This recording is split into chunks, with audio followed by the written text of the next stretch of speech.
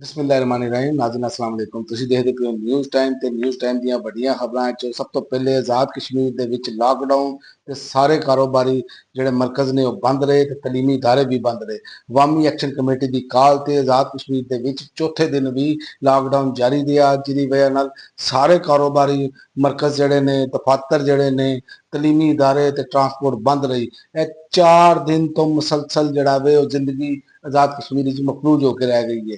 ਤੇ ਦੂਸਰਾ ਵਜ਼ੀਰ ਆਜ਼ਮ ਆਜ਼ਾਦ ਕਸ਼ਮੀਰ ਦੀ ਸੂਰਤ ਹਾਲ ਤੇ ਇਜ਼ਹਾਰ ਤਸ਼ਵੀਸ਼ ਹੈ। ਮੁਜ਼ਾਕਰਾਤ ਦੀ ਵਜ਼ੀਰ ਆਜ਼ਮ ਨੇ ਆਖਿਆ ਹੈ ਕਿ ਮੈਂ ਖੁਦ ਨਿਗਰਾਨੀ ਕਰਾਂਗਾ।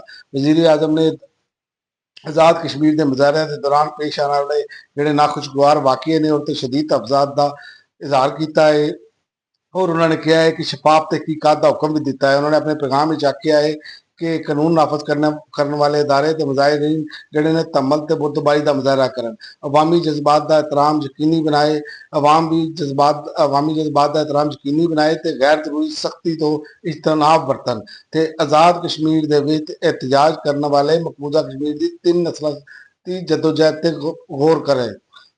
ਵਜ਼ੀਰ ਦਫਾ ਖਾਜਾ ਆਸਫ ਨੇ ਆਜ਼ਾਦ ਕਸ਼ਮੀਰ ਦੇ ਵਿੱਚ ਹੋਣ ਵਾਲੇ ਇhtਜਾਜ ਤੇ ਬਿਆਨ ਜਾਰੀ ਕੀਤਾ ਹੈ ਸੋਸ਼ਲ ਮੀਡੀਆ ਪਲੇਟਫਾਰਮ ਤੇ। ਉਹਨਾਂ ਨੇ ਆਖਿਆ ਹੈ ਕਿ ਆਜ਼ਾਦ ਕਸ਼ਮੀਰ ਵਿੱਚ ਇhtਜਾਜ ਕਰਨ ਵਾਲੇ ਮਕਬੂਜ਼ਾ ਕਸ਼ਮੀਰ ਦੀ 3 ਨਸਲਾਂ ਦੀ ਜਦੋਜਹਿਦ ਤੇ ਗੌਰ ਕਰਨ, ਜਿਹੜੀਆਂ ਜੇ ਆਪਣੇ ਆਪ ਨੂੰ ਮੁਯੱਸਰ ਨੇ ਐਸ ਅਸ਼ਰ ਤੇ ਸ਼ੀਲ ਦਾ ਵੀ ਔਰਤ ਸਬਰ ਨਹੀਂ ਕਰ ਸਕਦੇ।